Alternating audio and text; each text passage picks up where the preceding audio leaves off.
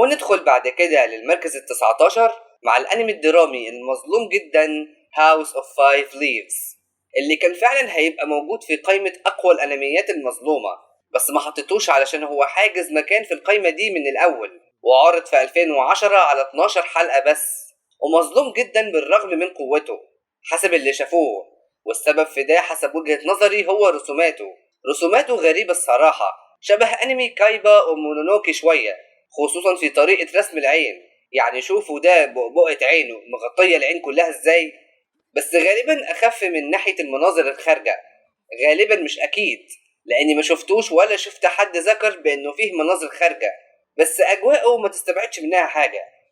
والأنمي بيتكلم عن صاحبنا ده اللي يعتبر مبارز قوي جدا وشخصيته قوية، بس ما بيثبتش في شغلانة وبيطرد دايما، فهيجي رئيس عصابة ال5 ورقات يضمه ليهم ويبقى الحارس الشخصي له كمان. وهتشوف بقى حوارات وشخصيات كتيرة في القصة اللي شكلها كده كئيب ومظلم، ده اللي أنا استنتجته من أجواء الأنمي.